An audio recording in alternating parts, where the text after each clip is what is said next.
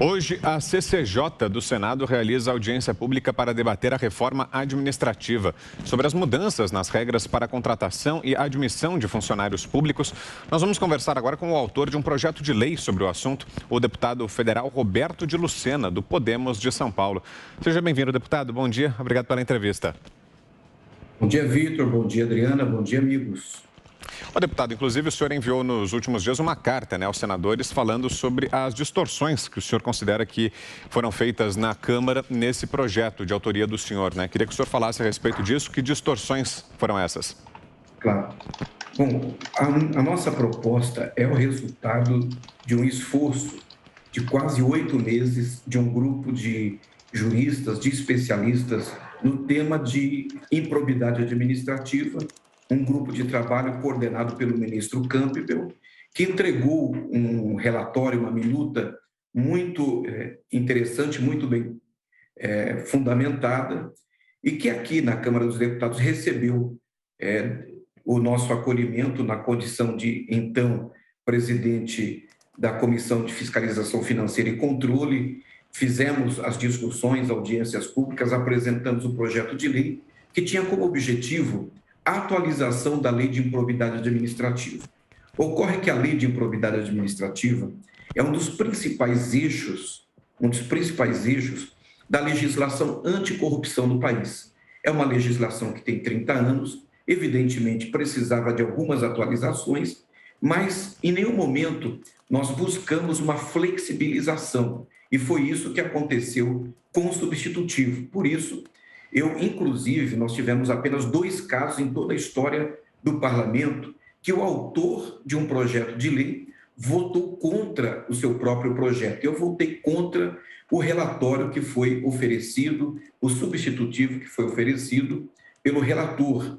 E, em seguida, já imediatamente, enviei ao Senado Federal uma carta alertando os grandes problemas que nós temos nesse substitutivo e os pontos principais. Eu quero, Vitor, destacar apenas 2. Tem outros, mas apenas 2 inicialmente.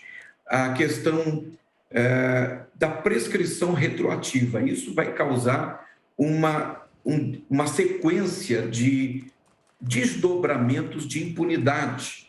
É seríssimo essa proposta no substitutivo. Segundo, além da prescrição retroativa, nós temos aí, por exemplo, a determinação para o pagamento da sucumbência por parte do agente do Ministério Público, que eu entendo que é uma maneira de coação do Ministério Público, de enquadrar o Ministério Público. Outra coisa, o prazo de investigação para o Ministério Público de 6 meses.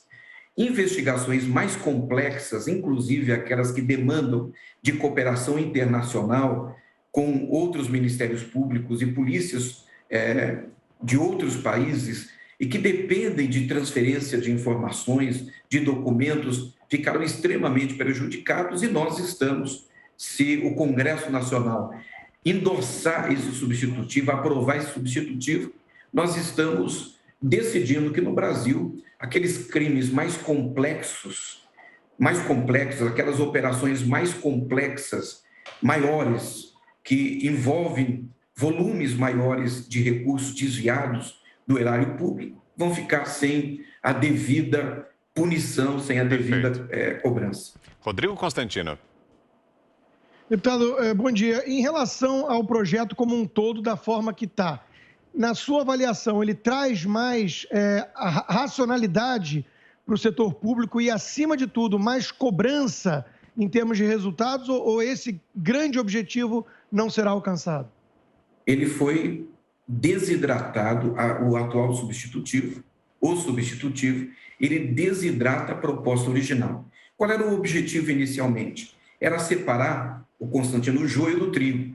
Era fazer com que o crime, o dolo, fosse cobrado como crime, como dolo. E o erro, ele não ia deixar de ser punido, mas seria punido como erro. Então, a separação entre o joio e o trigo, permitindo que, no Brasil, o gestor público sério, honesto, íntegro, que não teve na sua administração, na sua gestão, a intenção de cometer o crime, mas que em função, às vezes, de um erro formal ou de um equívoco, ele era jogado na vala comum, ele pudesse ser tratado não como criminoso, mas como alguém que, por erro, impôs algum tipo de prejuízo ao erário público.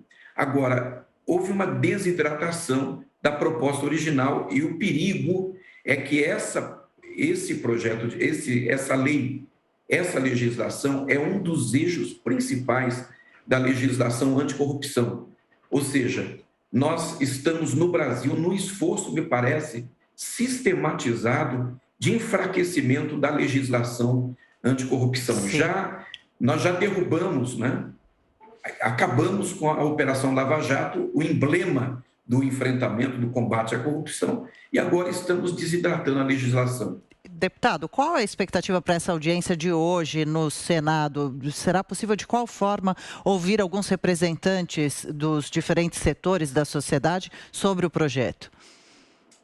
Hoje, eu considero já uma vitória que nós tenhamos essa audiência pública que foi proposta pelo senador Álvaro Dias e por fim, conseguiu convencer os seus pares na CCJ a aprovarem o requerimento, muito a contragosto do relator, que pretendia já aprová-lo, já submetê-lo à apreciação da comissão e aprová-lo na semana passada. Com isso, 3 pessoas que têm um ponto de vista alinhado com o substitutivo estarão apresentando seus argumentos, mas nós teremos 3 pessoas que estarão ali, que são técnicos, são especialistas, estarão falando sobre os desdobramentos, as consequências das distorções que foram apresentadas neste substitutivo, que tornou-se um cavalo de Troia, que introduziu na legislação pontos complicadíssimos e que fragilizam essa lei. Agora, a audiência pública, ela poderá sensibilizar a comissão,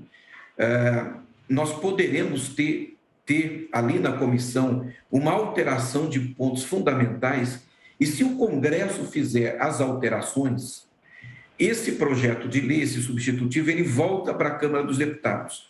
E o bom é que neste momento que ele volta, os deputados vão ter tempo de apreciá-lo, a opinião pública já processou as informações, o substitutivo, coisa que não aconteceu, nós não tivemos tempo de fazê-lo na Câmara. Sim. O substitutivo foi apresentado, em 8 segundos foi votado um requerimento de urgência, 8 minutos foi votado um requerimento de urgência, e em seguida, no dia seguinte, ele foi aprovado de maneira, na minha opinião, de maneira apressada na Câmara dos Deputados. Deputado, para fecharmos agora a pergunta de Cristina Grêmio. Você, Cris?